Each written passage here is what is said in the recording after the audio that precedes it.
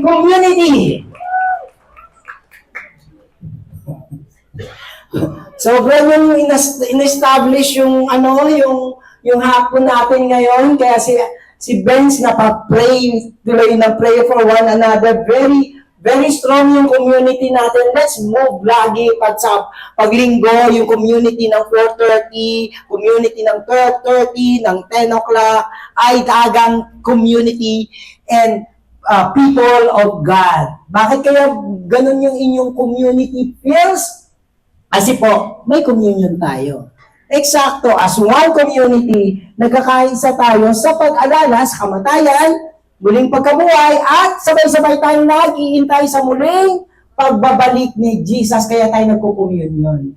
Pangalawa, bakit tayo community feels ngayon? Kasi water baptism mamaya ng mga graduate ng Batch 3 ng Spiritual Foundation Class.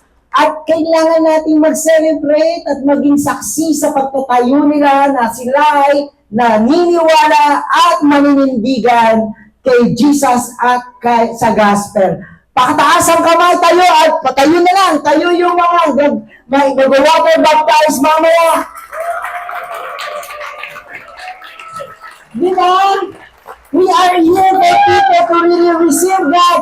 At yung graduate din, nakatapos mga kaklase nila na hindi na magpa-water baptize tayo din, Batch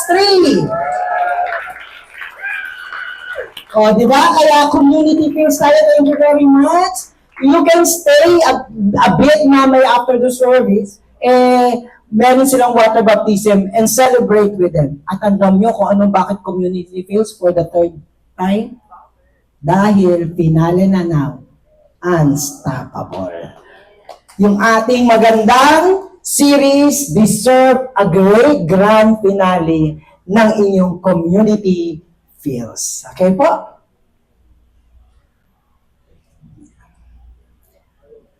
Nasa last, na tayo, that's week 6, and that I will give you my research.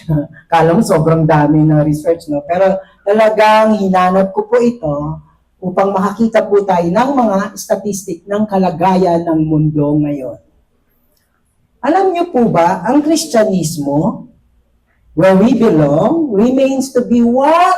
The world's largest religion. Siya pa rin ang nangunguna all over the world with approximately 2.3 to 2.4 billion followers. That is a study from 2020 to 2025. Kaso, pag tinignan mo, yung largest at saka yung billion ay only how much? How many percentage? Only 29%. So, maliit pa rin. Diba? To the ends of the world, to the ends of the earth, we will speak of Jesus. That at this time, this is our condition. This is our status. Only 29%. At bakit siya bumababa pa rin? It is continuously, the number of Christians continuously decline. Kasi habang dumadami yung population, nanganganak, hindi din naman masyadong nanganganak ang Kristyanismo. So dumadami yung tao, madami naman hindi nakakakilala kay Kristo. And bakit pa bumababa? Merong dumadami din na ibang naniniwala sa ibang Diyos, sa ibang pananampalataya, sa ibang paniniwala. So, doble na siya. Dumadami ang tao, hindi dumadami masyadong Kristiyano, tapos dumadami yung naniniwala kung ano-anong filosofiya. At ito pa, while there is also a decline of Christianity among Christian, nagtaturn their back na. Umaayaw na sa Kristyanismo. Ang pangit na umpisa ko, no? But at least, sabi ng survey, a long-term downward, ito yung pagbagsak na ito, has recently established. Ibig sabihin, stabilized. Huminto na yung dire-diretsong pagbaba. Pero bumababa, hindi katulad ng past 3 years, sobrang bilis ng pagbaba niya. Kaya sa ating last session or last week ng ating series na Unstoppable, balikan lang natin yung ating unang week kung saan bumaba ang banal na spirito, kinasiyan ang unang mga Kristiyano at naitayo ang Christian church where you belong. It is the infilling and the outpouring of the Holy Spirit that shares this only few people, but now we are this. At pagkatapos niyan, yung mga unang mga Kristiyano ay nagkaroon ng matinding pagpoproklama ng kanilang pananampalataya. They will become bold and radical and unstoppable. Umpisa pa lang, unstoppable na. Tapos, on the third week, they have the bold proclamation of the gospel. At ang nag-preach ay si Coach Rosie. Mayroong miraculous conversion ni Paul, who acted and served as one of the prime proclamator or nagsasabi, nagdedeklara ng Kristyanismo. At nang dumadami sila ay na-persecute. Now, meron nang matindi. Sila ay napapersecute, but despite the persecution, na-scatter sila last week sa Antioch, kaya patuloy pa rin ang Kristyanismo. Now, on the 6th week, we will look at Christianity in the world. Kaya po ako naghanap ng survey. Ano na ba ang kalagayan ng Kristyanismo sa kasalukuyang panahon? Please, let us all stand up and let us read our text that is in Acts 17, 16 to 28.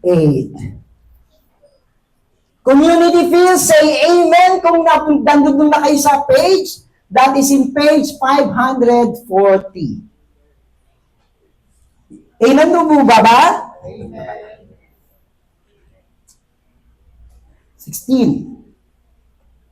1, let us read. Go. The brothers, sa baba pala. 1, 2, 3, read. Now, while Paul was waiting for them at Athens, his spirit was provoked within him as he saw that the city was full of idols. So he reasoned in the synagogue with the Jew and the devout persons, and in the marketplace every day with those who happened to be there. Some of the Epicurean and the Stoic professors are also covered with him, and some said, "What does this babbler wish to say?" Others said, "He seems to be a preacher of foreign divinities, because he was preaching Jesus and the resurrection." And they took him and brought him to Areopagus, saying, "May we know what is this new teaching is that you are presenting? For you bring some strange things to our ears. We wish to know therefore what this means." Now all the Athenians and the foreigners who live there would spend time in nothing except telling or hearing something. Standing in the midst of the Areopagus, said, "Men of Athens, I perceive that in every way you are very religious. For thus, as I passed along and observed the object of your worship, I found also an altar with this inscription, to the unknown God. What therefore you worship as unknown, this I proclaim to you." Let's pray. Father, we thank you, Lord. We thank you, Lord, for giving us the book of Acts, serving as the template for us as Christian and us as a church. Ngayon po, sa paghahaging ito ng iyong mga salita sa book of Acts, nawa makita po namin ang aming pwesto sa worldwide evangelism and mission, Lord. Particularly this Victory May Kawayan people. Salamat po sa pangalan ni Jesus. Amen and amen. Pwede na po. So tingnan po natin, we're coming from last week. Natatandaan niyo yung Antioch. It is a Gentile nation, a Gentile state. At dito nagsimula ang unang Gentile church. Kaso marami pang nangyari at si Paul ay napapunta dito. Tingnan po natin yung after at Antioch. Dito pumunta siya sa Thessalonica. Let's read Acts 17 verse 13. But when the Jews from Thessalonica learned that the word of God was proclaimed by Paul at Berea also, they came there too, agitating and stirring up the crowd. So, tignan niyo po kung saan pumupunta si Paul, by dalang word of God, ng gospel, na nagugulo o naliliwanagan ang mga tao. Then the brothers immediately sent Paul off on his way to the sea, but Silas and Timothy remained there. Dito niligtas nila si Paul, pinaalis from Berea and Thessalonica. Those who conducted Paul brought him as far as what? Yung ating subject ngayon, Athens. And after receiving a command from Silas and Timothy to come to him as soon as possible, they departed. Sige, pinayakas muna siya ni Silas. Tapos, si Paul ay nandoon na iniwan nasa Athens. At dito yung ating umpisa, while Paul was waiting for them at Athens. Bigyan natin ng background. Ano ba yung lugar ng Athens? Para pag nakita po natin yung ginawa ng Diyos sa lugar na ito, bakit Athens ang pinili ni Paul, bakit din ng Athens ang binigyan ng pansin ng Panginoon? Ang Athens ay Greece. Ang Greece ang unang pinanggalingan ng Olympics. At alam niyo ba yung Olympics?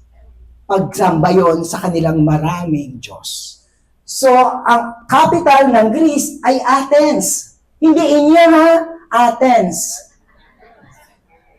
At ang distinction ng Athens is, it is a center for political, intellectual, philosophical, marami ditong mga academies or school, religious, and discussion. Parang grabe yung mga taga-Athens, ang tatalino. Parang lahat sila mayroong graduation ng mga PhD. At ang dami nilang pinag-aaralan at dinidiskusyonan. At alam nyo, dahil para silang brain, maraming napo-form na paniniwala doon sa Athens. Kaya sa New Testament, may great influence ang Athens. Nung pumasok si Paul sa city, ang sabi ng 16, his spirit was provoked within him as he saw the city was full of idols. Natapos kong ibenta sa inyo ang galing, ang distinction ng Athens, ang Paul ay hindi natutuwa. Kasi pagpasok niya doon, naghanap talaga ako ng mga sample ng maraming idols. Pagpasok niya na, the spirit in him who know the one true God is exposed to a city that have a lot of idols. Ang lalaki pa. Pag ganyan mo talaga, tapos madami siya. Anong description nila sa Athens? Anong sabi? Magnificent building and other monuments, yung mga building nila, yung mga structure nila, all related to what? Idolatry, pagan worship. So entirely, itong Athens ay hindi nakakakilala at parang iba't iba at maraming Diyos. Covered with and wholly given to idolatry. Ang tatalino. Yet, matatalino din sinasabi nila na mayroon silang ibang marami at iba't ibang Diyos. Sa atin, ang tawag natin ng Diyos-Diyosan. Sa kanila, yun yung Diyos nila.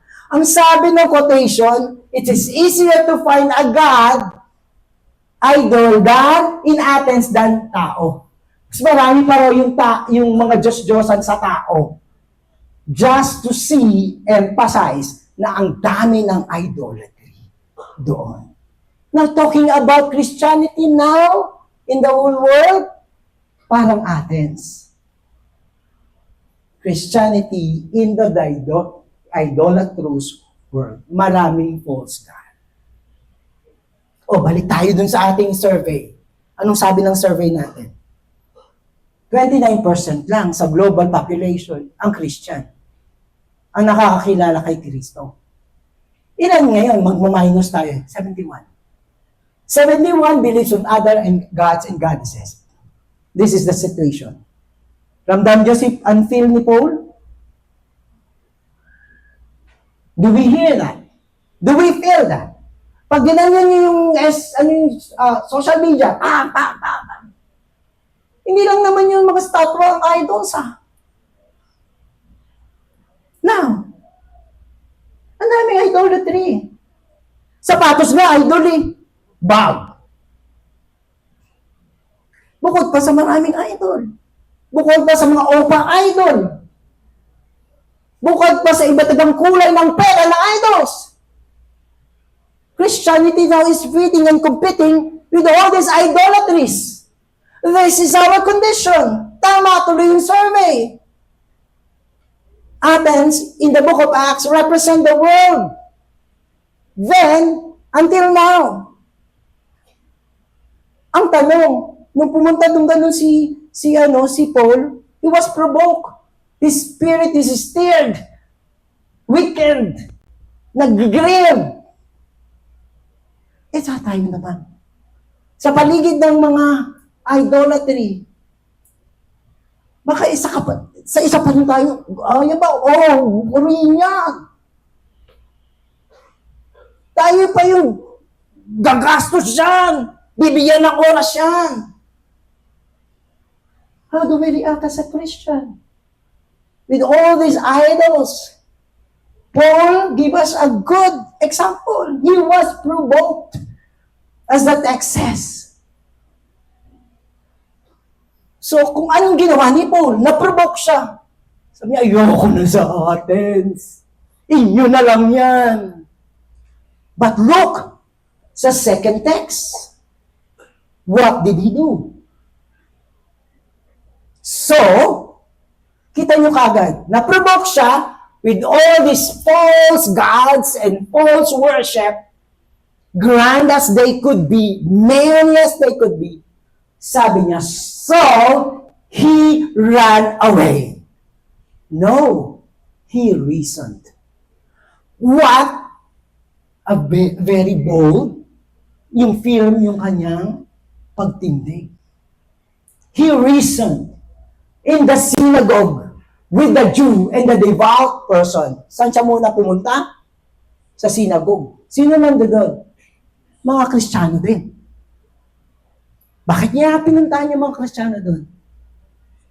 Kapatiran! Sis! Bro! Baka matangay kayo dito. He encouraged them. Kasi pwedeng matangay. 10 na nga lang yung uma-attend doon sa, sa synagogue. Pastor, Paul, 15 kami, nawala yung 5. Kaya 10 na lang. Yung pinuntahan niya. Pero hindi siya natigil doon. Anong sabi ng text natin? And in the marketplace, Paul, pumunta sa palengke. Hindi ito ordinaryong palengke, pero ito ay gathering pesto every day with those who happen to be there. Pumunta siya doon saan? Nandoon yung mga tao. Every day. What is the marketplace? Ang tawag nila doon ay agora. Diba dito ngayon pag agora market? Yeah. Athenians marketplace, an open area, serve as an economic and social center of life. Hindi lang to tindahan, dito pa rin yung huntahan, dito ang debate. Sa mga kaisang edad ko, alam niyo ba yung Quiapo? Kasing edad ko, sa mga bago, sa mga bata, hindi nila alam. Alam niyo po ba na every night, lalo na pag Biyernes, pumunta ka doon, lahat na ng debatihan, nandoon ka. Dito, kumpulan dito, tungkol sa, sino na una, itlog o manok. Tapos dito, presyo ng, tapos dito, politika. Ang dami doon. Yung tatay ko pumunta doon dati, Kaya kung nga siya alam. Pero one time, yung late na kami, pero Christian group to, tumingin kami doon, baka ay nakakatawa talaga. So doon siya pumunta. Doon sa puntahan na bakit hindi siya takot? Kasi he wants to reason to them. He wants them to know the truth despite and in spite of the big na wall na kasasagasaan at harap niya. Hindi siya natatakot. Para malinawan. He reasoned it. Yung nakikita niyo yung purpose niya, upang sila ay ma-enlighten. He went there kung saan nandoon yung mga dito lang.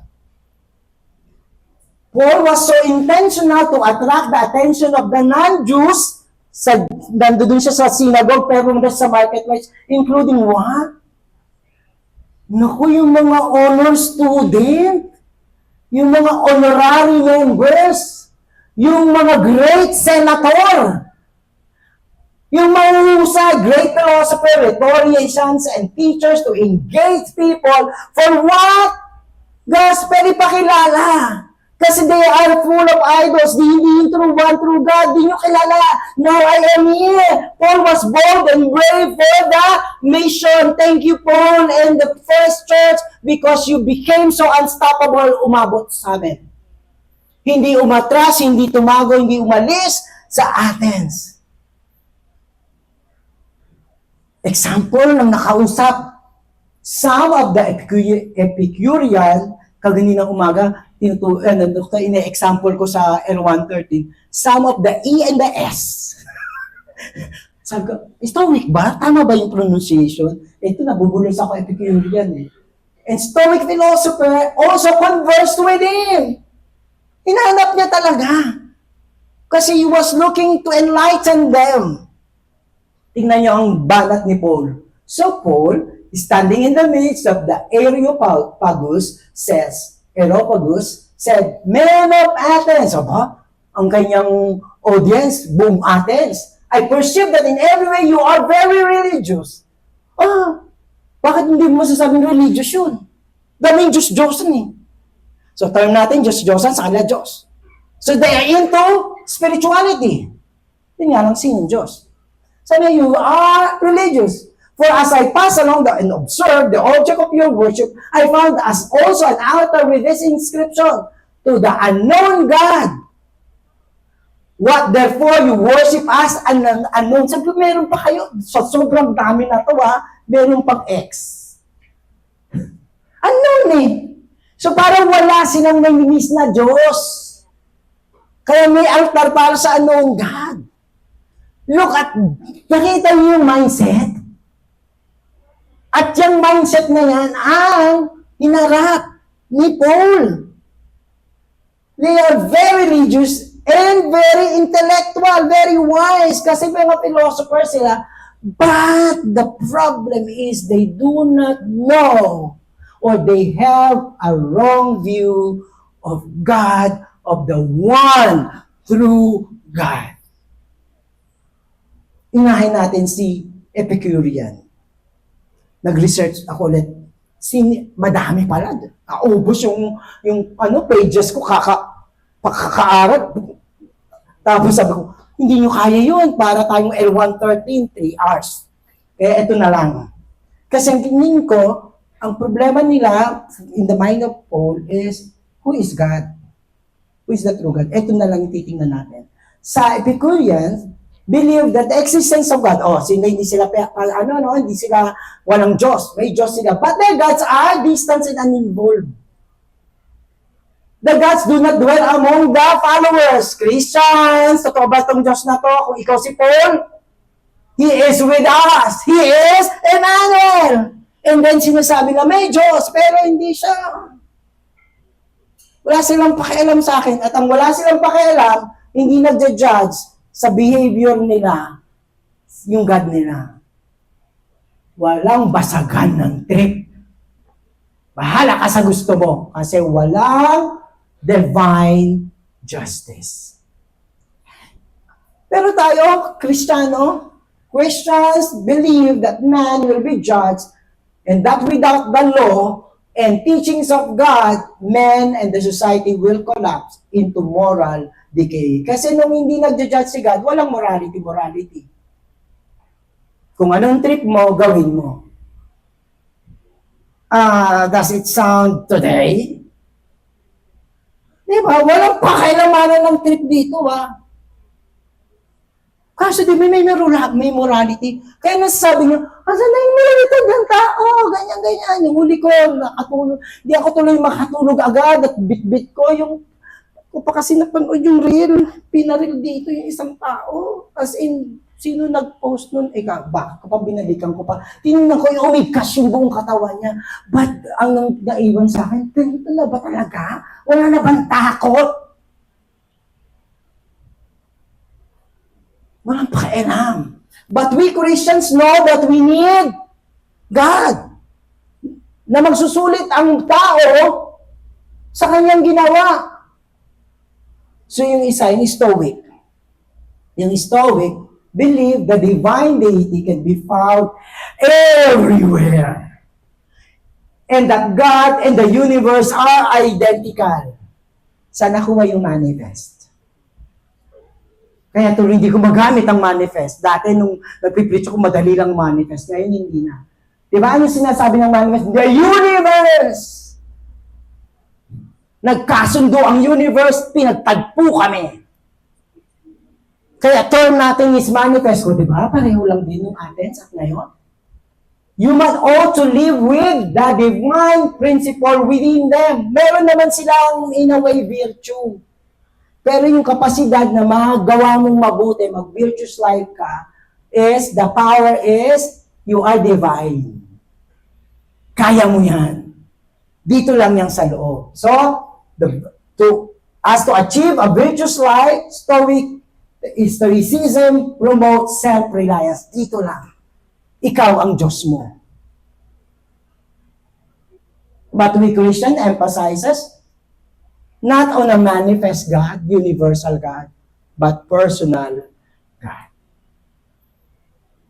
God that is personal at hindi kaya mo dahil ikaw ay depraved, ikaw ay doomed, because nag-rebel ka, may dapat mo ang biyaya, kailangan mo ang biyaya at pagkilos ng ating buhay. Yes. Ulit, kung ikaw ay si Paul, ito yung mga nakakarap mo, ano ba? Ayawan na ba? But Paul stood his ground.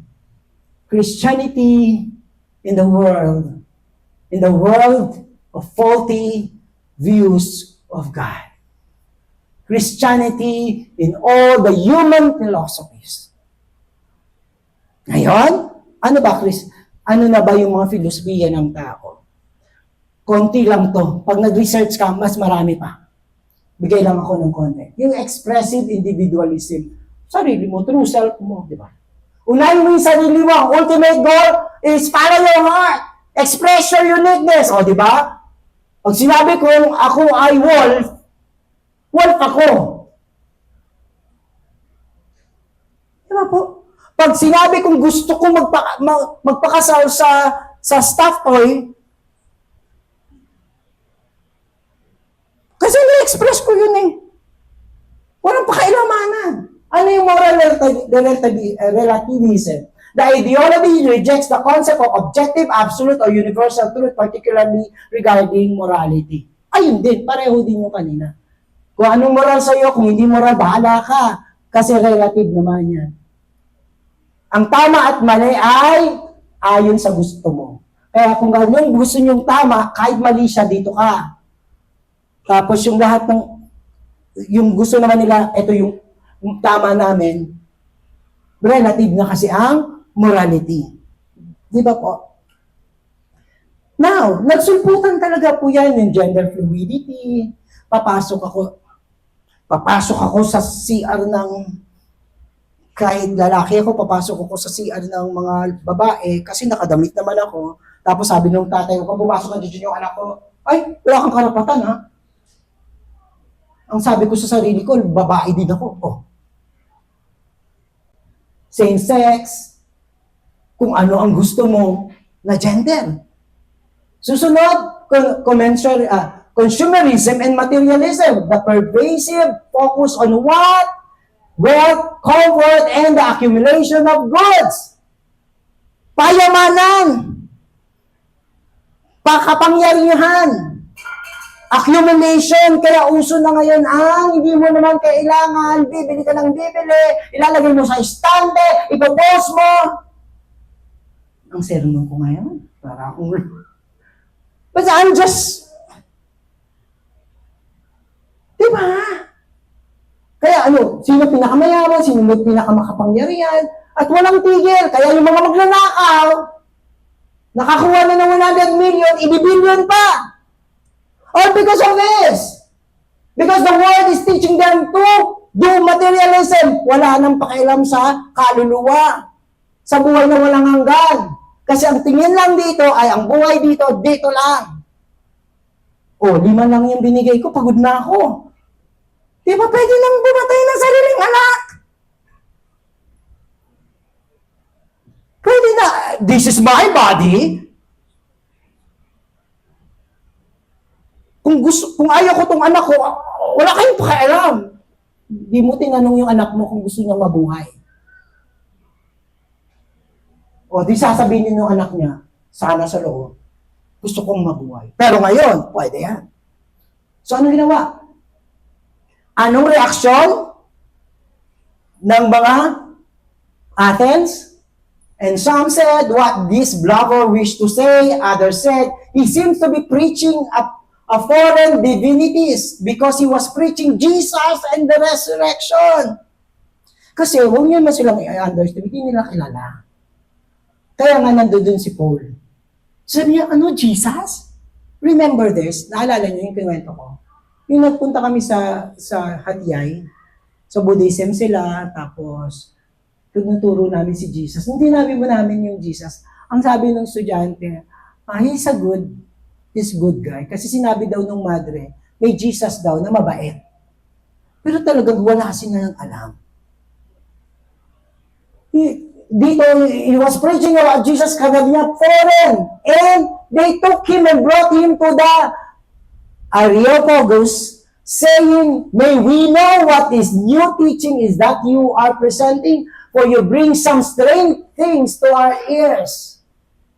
Kung na-strange kayo dun sa mga paniniwala at Diyos-Diyosan ng iba, ganun din sila sa atin. Kaya, patas lang.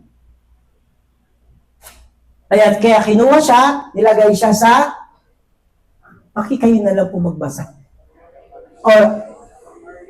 Kasi ko ating hindi nyo din alam. Ayaw pag-usap. Ito po yung parang Senate hearing. Pumunta ka dito, magdebate tayo, kukorte ka naman. But this is kay Paul, unofficial. Serve as a judicial or law court. The Athenians put Paul and Christianity on trial. Christians, we are also on trial. In the midst of idolatry, in the midst of this human philosophy. Bigyan ko ulit kayo ng 3 challenges sa atin. 3 pa lang to, kinuha ko, pero marami pa po. Anong challenges sa Christianity? In the world of other faith and philosophy, Bible authority. Kwento lang din yan. So, saan natin ninuhugot ang katotohanan? Tungkol kay Kristo sa Bible, tapos sila hindi kanila paniniwalaan kasi Bible daw ngayon. Paano na tayo niyan? Di ba hirap? Yung source mo ng katotohanan, hindi nila pinaniniwalaan. This is our struggle, Christian. This is it. Ang hirap-hirap, umpisa, sabi sa Bible, ano mo lang Bible? Sabi sa church, walang church. Kanya-kanya tayo. This is our challenge. Religious liberty increased pressure on Christians to abandon God's law and teaching in favor of the new ideology. Huwag na yan. Dito naman pwede rin naman na. Nakita mo ba? Bumukol ba? Nung ginawa mo to? May bumukol ba sa katawan mo? Wala naman. So dito ka na lang. Andito ang saya-saya namin. Dito ang dami-dami namin. So di ba? Tutuksoin ka na. Wala nang religion. Wala nang takot-takot sa God. Eto pa. Cancer. Culture. Of course, it's not so good example si Alvin Aragon. Diba, kinansel siya. Banatan siya. Mas gusto kong example si Joyce Free. Kakansel ka. Sino na nakansel dito? Dahil nanindigan kay Kristo. Hindi ka naka-friend. Blessed are you na kinansel. Pag hindi ka rin nakansel, ko muna. Diba? Yan yung mga natin. But the other challenge is this. Christianity in the world has been successful in influencing many Christians, and the church has to confront to the world's image of idolatry, of materialism, of selfishness, rather than staying in the one true God and His Word. Tayo pa'y may impluensyahan. And ang temptation is so strong. Kaya ang point number 3 natin ay Christianity in the world is the faulty views of Christianity by the Christian themselves.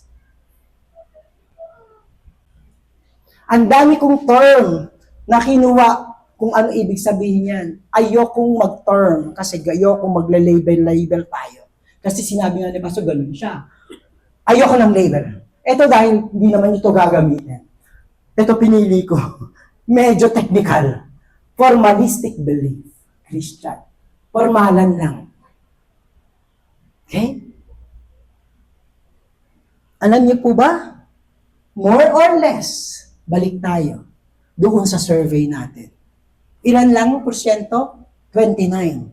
At doon sa 29 na ito, 50%, more or less 50%, 29 divided by 2, 50% of 29, 15. 15 na lang, pinerte ko na lang sana para madali. Alam mo, 15% or 50% lang ang pinapahalagahan, sabi ng survey, ang kanilang pananampalataya. Pero, Christian sila. Hindi masyadong importante ang pananampalataya, ang Kristyanismo, at si Kristo. Pero tumaas yan. Nung nag-pandemic, takbuhan. Balik. Umakyat siya sa 99%. Pero nung kumalma na, sabi ng survey, particular lang to ng para representation, sample lang to ng isang bansa. Only 50%. They are seen as non-practicing, convenient, unengaged Christians. They do not even identify themselves as Christians and are feeling very low on the responsibility to be like Paul. Si Paul na lang yan. Sila na lang yan. How many percent? 50%. The other side of the survey. So, sabi ni Paul, hindi umatras to the unknown God. What therefore you worship as unknown, this I proclaim to you. Wow! Alam niyo, sa totoo lang, lalo akong bumilib dito kay Paul. Ang una, makikita niyo nung nagdi-discourse siya, mamaya makikita niyo kung gaano siya katalino. May magsabi, the unknown God? Oh, gamitin ko na yun, di ba? Galing sa nila, context nila. May unknown God kayo, gusto niyo makakilala yung unknown God niyo? O, di ba? Doon galing. Tapos, nung pinag-preach na siya, kinukuha niya yung poetry nila, yung sabi nila, ang ganda ng mga sinasabi ko doon. Kinuha niya. Tapos, nilinaw. What a Paul. Sobrang talino ni Paul. Even the mysteries of the gospel from Old Testament, kanino binigay? Kay Paul. Kaya basahin niyo yung Romans, makikita niyo yung gospel doon presented from the Jew to the Gentiles, sumabot sa atin. Doon, alam niyo ba yung book of the Romans? It's a one-book Bible. Doon mo makikita ang theology, ang doctrine ng kaligtasan natin. Pagdating sa chapter 12, paano ginagawa, sinasabuhay ang theology ng Kristyanismo. And Paul was so great at ang isang di pang natuwa kay Paul, nakuhinyan na naman talaga ako. Kasi ang tapang niya. Sabi ko nga kay Ron, si Coach Ron, sabi ko, alam mo, hindi ako ganyan duwag ako. Ayoko ngayon nakikipagdebatihan. Ayoko talaga yon. Pero kung magpapasikatan lang tayo, I said, huwag kayong makipasikatan. Pero minsan, sabi nung nandun na ako basta kinuha na ako, nag-iingat na ako sa dyan. Basta sabi niya, inatid ako sa SM North kasi pauwi ako ng Bulacan. Pagkatapos natin mag-meeting sa GMA. Tapos yung nagatid sa akin, Christian ka raw, pastor ka daw. Nanginig na ako. Kasi he doesn't need an believing guy. Kilala ko yun. Ang talino yun, ang compose pa. Director pa. Aatras ako ng gano'n. Hindi Christian ako. Bakit? Hindi akong gano'n. But Paul is Paul. Pero ngayon, hindi na. Mga sabi nyo, gayahin natin si Pastor, duwag. Total, anointed po duwag. Hindi, tumatayo na po ako. Hindi ko lang ginagamit social media ko. May say-say pa doon. Nalagay mo katulad ni Paul at the proper place, at the proper forum. Yung talaga ang direction mo ay liwanagan sila. Hindi awayin at magdebate. This I proclaim to you. Talagang sobrang sumaludo talaga ako kay Paul. Hindi ko talaga maalis yun. Actually, it was Paul who put their philosophies on trial. Diba sinabi ko siya on trial siya? Pero hindi, nung nagsalita na si Paul, kayo ang dapat, confused kayo, hello, sabi niya. Ang pinut on trial niya, yung kanilang paniniwalang nagsasalimbayan at walang direction. So the Athenians' critique and challenge were met by Paul's knowledge of the, alam niya yung sinasabi niyang mali. Confusing belief, gaya ng sinabi ko sa inyo, kinuha niya yung mga paniniwala, yung quotation nila, yung parang Bible nila. But more importantly, bakit matalino si Paul? Kasing talino niya, kilala ni Paul ang ating Panginoong Jesus. How can you defend a God that we do not know? Paul has all the courage because he knew who God is and he is living and experiencing the power and the blessing of God. Kung kulang ng tapang, lalong kilalanin si God. Kung kulang, kung nalilito, one-to-one. Mag-victory group. Pumasok ng spiritual foundation class to establish you in your faith. Tapos hindi ka pa tumigil doon. Pagkatapos mag-spiritual foundation, mga mag-graduate, mag-making disciple kayo. Kasi mag-share na kayo ng gospel, kayo naman ang mag-one-to-one. Tapos kung gusto niyo pang umakyat-akyat, mag-L113 kayo.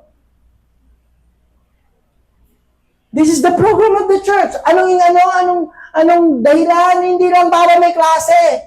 No! To strengthen all of us with our faith and the knowledge of God. The more that you know God, the more that you come closer to Him, and your life and your faith is strengthened amidst all this idolatry, philosophy, and lure of the world.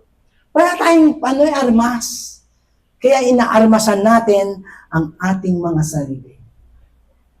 Nakipag-usap sa kanila si Paul against the backdrop of the Athenians' idolatry, religious inclination, and philosophy. Paul proclaimed the one true God. Very briefly, ito yung sinabi ni Paul kung sino ang Diyos. Verse 24. He identified who God is and declared the attributes or katangian ng Diyos. Anong sabi niya rito? The God who made the world. Oh, yun na lang, tapos na tayo eh. Mga Diyos-Diyos nyo, pa-insulto ko, wag ganun. Hindi ganun ito. So, the one and everything in it, being the Lord of heaven and earth, do not live in temples made by man, nor is He saved by human hands. Tingnan nyo yung Diyos nyo, kayo nag-uukit. As though He needed anything, hindi niya kailangan. Alam niyo kung anong kailangan ni God? Hindi yung ginto, yung ukit niyo. Sinong kailangan ni God? Ito ang katapat ko! Kaya kumanta nga nung panahon namin, you needed me. When I was born. And, hindi pala yun. Iba pala yun. Give Himself to all mankind like breath and everything, and He made from one man every nation, si Adam yan. Of all mankind to live on all face of the earth, having determined allotted periods and boundaries of their dwelling place. Nilagay tayo sa iba't iba. Sino gumawa nun? Si God. Iba-ibang kulay natin. Sino gumawa nun? Si God. This is the God that you don't know. He pointed out the need of man to seek God. Ang sabi niya, that they should seek God and perhaps feel their way towards Him and find Him. He is actually not far from each one of you. Hindi siya nawawala, hanapin siya, hindi siya nawawala. Nasa tabi niyo siya, nandoon siya. He is not from the distance. And the Word became flesh, and He dwells among us. His name is Emmanuel, for God is with us. Kaya ang ramdam ng mundo, malayo ang Diyos. Nasaan ka? Pero itong katotohanan, He is not far away from us. In Him, we live and move and have our being. Kanila yan. Quotation nila yan. Pero tinransform niya sa katotohanan. Sa Diyos tayo nabubuhay sa Kanya at namumove every day. If you can go without God, I don't know how.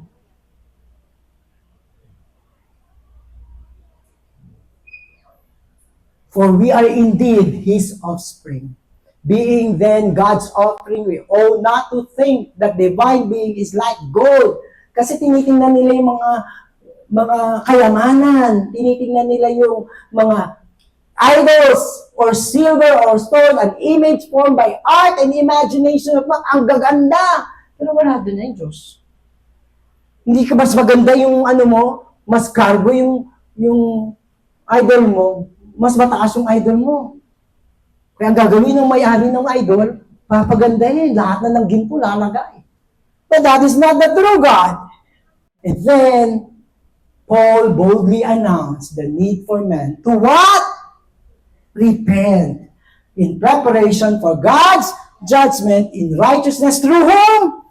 Through Jesus Christ. Anong sinabi niya? The times of ignorance, God overlooked. Hindi niyo pa alam. Naiintindihan ko dahil hindi nyo pa alam. Kaso, nung pinakilala na ni Paul,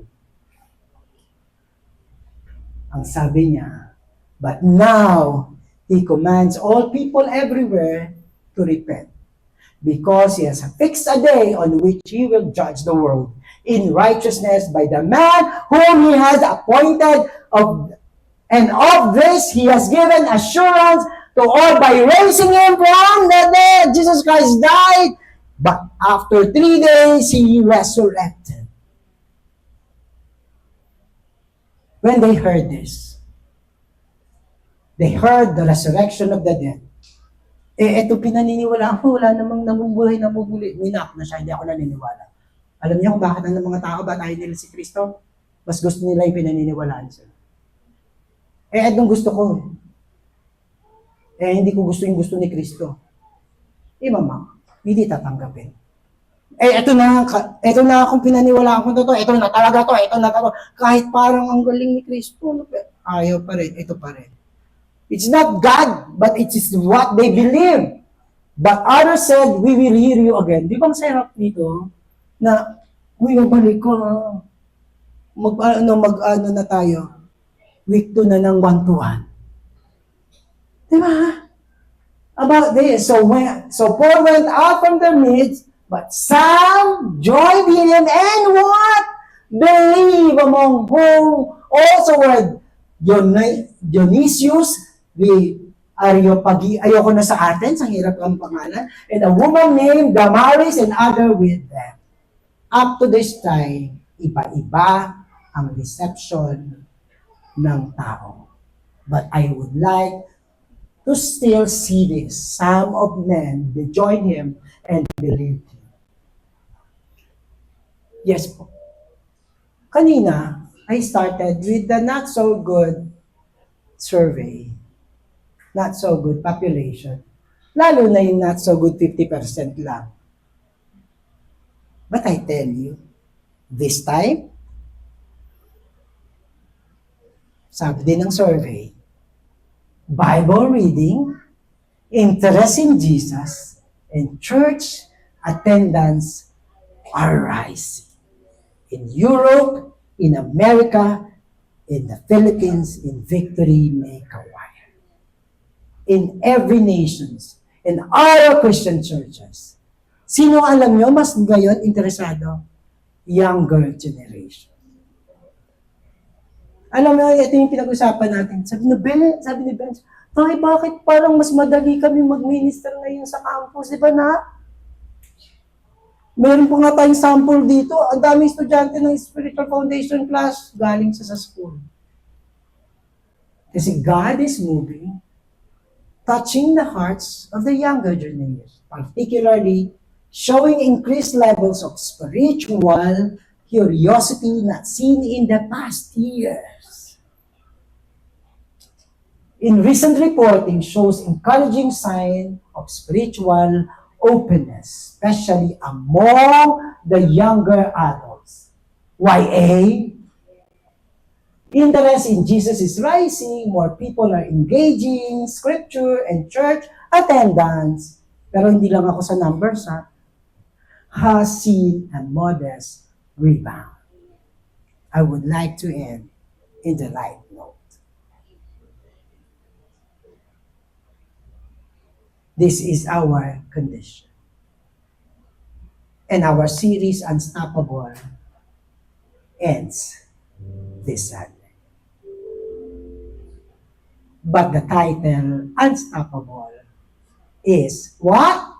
Unstoppable. At kanino magsisimula? I believe when I'm standing here asking God, praying, and by the power and filling of the Holy Spirit, we belong to the 50%. At dahil tatayo tayo at maninindigan tayo, yung 50%, magiging 51, 52, 53, 54, tapos yung mga 71% na hindi pa Christian, magiging babawasan. Magiging 69, 68, kasi si tumaas na 50% pupunta sa hindi nakakakilala sa Panginoon. As we do this here in Wikawayan, we are doing this in Bulacan and in the Philippines habang ang Diyos kumikilos cross-culturally. Because we have the one true God. For God so loved the world that He gave His only begotten Son, that whosoever believe in Him from all race and time will not perish, but have eternal life. Tayo po tayo na. Worship Him, please.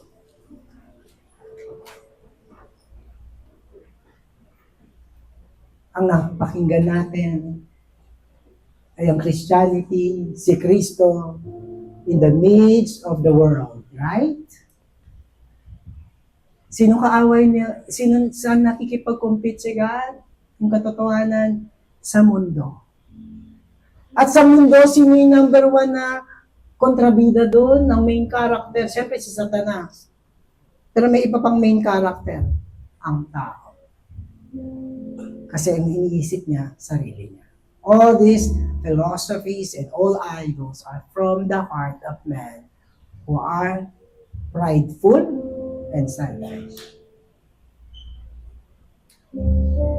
Pero tayong Kristiyano, anong hihilingin natin sa mundong ito? Anong hihilingin natin sa ating pamilya, sa ating profesyon, sa ating buhay?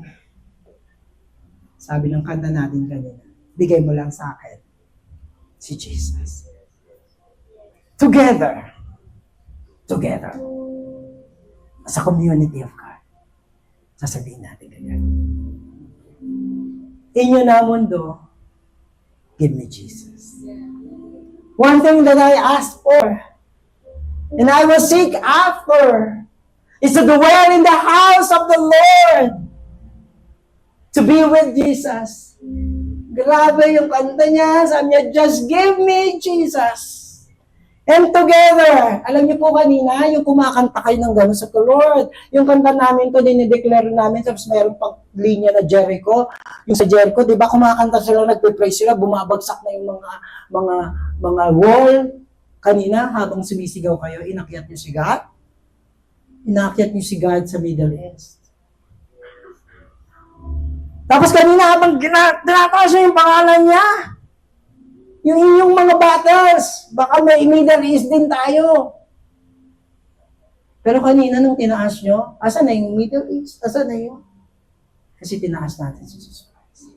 But once again, let's go back. Corporately.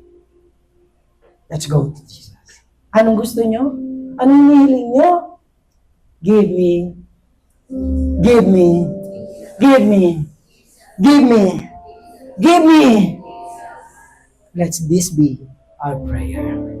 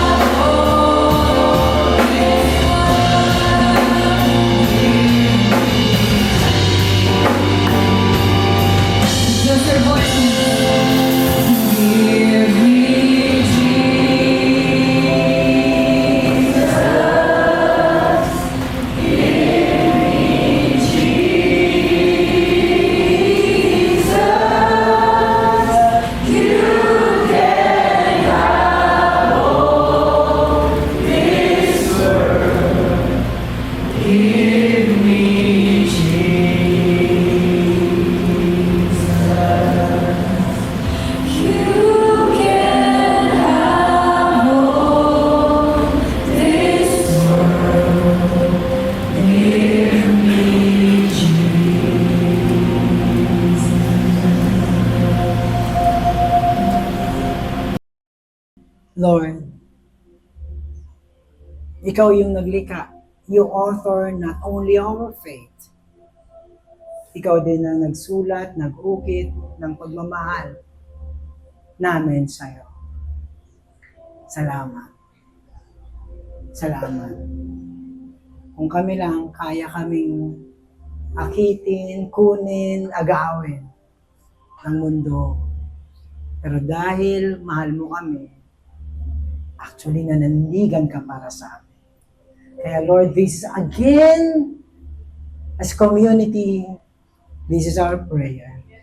One thing we ask, that we'll always stay with you. Lord, salamat. Hindi mo lang kami, hindi ka lang binigay sa amin. Kinaon mo kami. Thank you for embracing all of us. Thank you, God. And in the same way, the Lord is blessing you all. Sa anumang sitwasyon mayroon kayo, ang hila kasama ni Kristo, ang pagpapala ng kanyang presensya, ng kanyang katotohanan. God is enveloping, covering your family. In fact, dun sa most vulnerable situation or family member or pamilyang may matinding kinakabaka, hinihigpitan ng Diyos ang kanyang yakap sa inyo. Marami pong salamat, Panginoon. Pinupuri ka namin at nagpapakumbaba. Salamat sa pagbibigay mo rin sa aming tuhod at dibdib ng pananampalataya. Ipaglalaban namin ang aming pananampalataya sa iyo at maninindigan kami sa pag-share ng gospel at ng katotohanan of the one true God. God bless us all. This we pray in the mighty name of our Lord Jesus Christ. Amen. Amen. Amen.